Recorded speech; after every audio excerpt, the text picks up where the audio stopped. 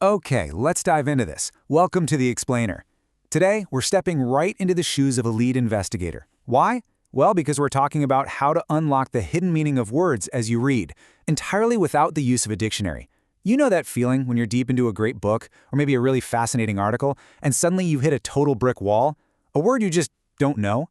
It completely breaks your focus, right? Well, today we are going to fix that forever by mastering the art of context clues. So, picture this. Imagine I've got a locked box in front of me right now, and I have a mystery word hidden inside it. But here's the catch, and it's a big one. We absolutely cannot use a dictionary today. No phones, no Googling it, no asking a friend. Instead, we're going to treat this whole thing like a live investigation. You are the lead word detective. You've already got all the skills you need to crack the code. You just need to know exactly where to look. All right, let's examine our very first piece of evidence. Read this sentence along with me. The puppy was famished. It had not eaten all day, so it was very hungry. Now I want you to pretend you have literally never seen the word famished in your entire life. I'll give you a second. What do you think famished means here? Look closely at the rest of the sentence. If you guessed hungry, you absolutely nailed it. The phrase very hungry at the end was the dead giveaway. See, you didn't need a dictionary. You just solved a mystery using the evidence left behind at the scene. And that brilliantly illustrates our ultimate tool, context clues. By definition, context clues are simply the words or phrases around an unfamiliar word that help readers understand its meaning without ever using a dictionary. Think about why this matters for a second. Out there in the real world, you aren't always going to have the time or the tools to look up every single complex word you stumble across.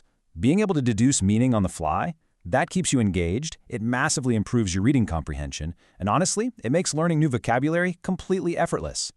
Now, any good detective has a kit full of gadgets, right? Today, we're adding 4 specific tools to your kit. Let's start with the most direct one. Type 1, the definition clue. This happens when the author knows they're using a pretty tough word, so they just go ahead and directly explain the meaning right there in the sentence itself. It's kind of like the author is handing you the answer key wrapped in a little bow. What's really interesting here is how these specific words act exactly like fingerprints pointing straight to the answer. Authors leave behind these signal words. When you see words like is, means, refers to, also called, or even just a pair of commas sandwiching a phrase, your detective alarm should be ringing loudly. These signals are practically screaming, hey, the definition is right here.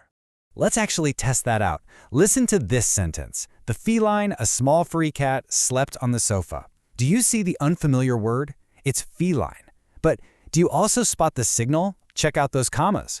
The author tucked the clue right between them. Because of that comma signal, we know instantly that a feline simply means a small free cat. Boom, case closed. No dictionary required. Okay, let's move to our next tool and see how this builds out our toolkit. Tool number 2 is Type 2, the synonym clue. Sometimes an author will use a big, unfamiliar word, but then they'll throw in a highly familiar word with the exact same meaning right next to it to help explain things. They're basically using words you already know to build a bridge to a word you don't know. Just like before, there are fingerprints to look out for. The primary indicators that a helpful synonym is hiding right next door are signal words like or, also, similarly, or the phrase in other words. When you spot these on the page, the author is essentially giving you a parallel path to the exact same meaning. Let's practice this one real quick. The movie was amusing or funny. Your mystery word here is amusing. I challenge you to find the synonym using our signal words. Do you see it? Right there. The word or tips us off completely. The author follows it right up with funny, so we can confidently deduce that amusing means funny. You're essentially just swapping the known word for the unknown word to unlock the meaning. Easy, right? All right, we are officially halfway through our toolkit. Here is Type 3, the antonym clue. And honestly, this is where things get really fun. Sometimes knowing what a word is not is the absolute best way to figure out what it is.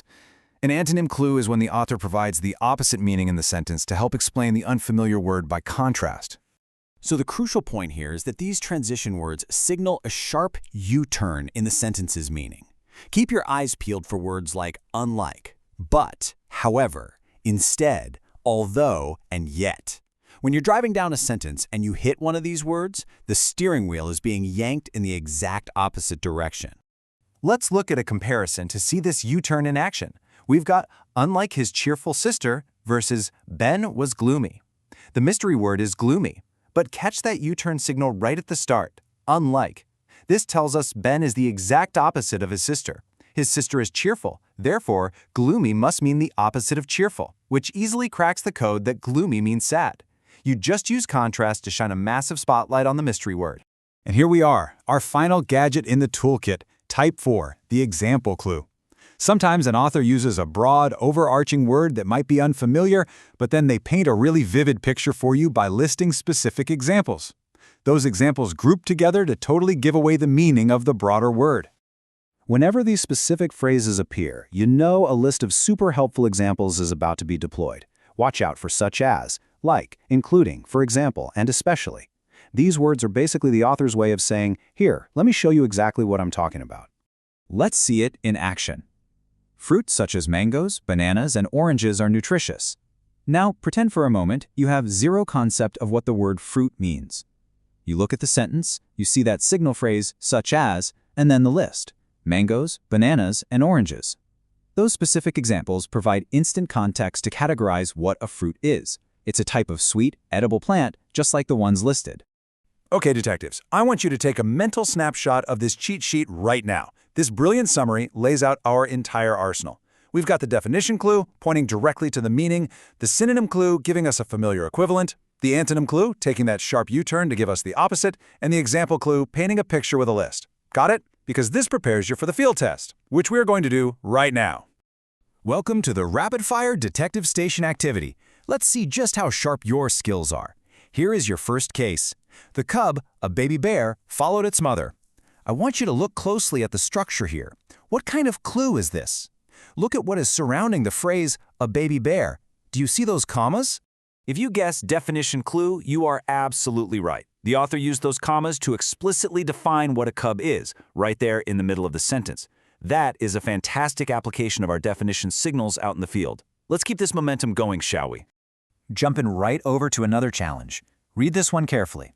Unlike the noisy classroom, the library was silent. Look closely for the signal. How exactly is the author helping us figure out what silent means? Think back to your mental cheat sheet. Which category does this one fall into?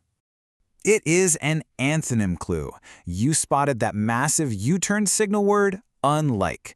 The sentence tells us the classroom is noisy, and the library is the complete opposite of that. Therefore, noisy gave away the exact opposite meaning, proving that silent means quiet. Excellent deduction on that one. Let's shift gears for a second and look at how context clues work cumulatively in your brain. It's like a giant puzzle. Let's look at a progressive profile. Clue 1, I am fluffy. Okay, could be a cat, maybe a bunny, or even a pillow. Clue 2, I bark. Wow, the context just narrowed drastically, didn't it? Clue 3, I guard houses. Now, put those three pieces of evidence together. The answer, of course, is a dog. But I want you to reflect for a second here. Which specific context clue cracked the case for you? Was it the barking? The guarding? This perfectly reinforces active reading. Every single word you read provides context for the next, constantly narrowing down the possibilities until the meaning is crystal clear in your mind. As we wrap up this explainer, I am leaving you with a final challenge. Now that you're an official word detective, I want you to hunt for these signal words out in the wild. But consider this provocative thought as you do. When you truly master context clues, you aren't just reading words on a page anymore. You are actually reading the author's mind. You're uncovering the hidden roadmap they left behind just for you. So, what hidden messages will you uncover next? Happy investigating, detectives, and keep reading.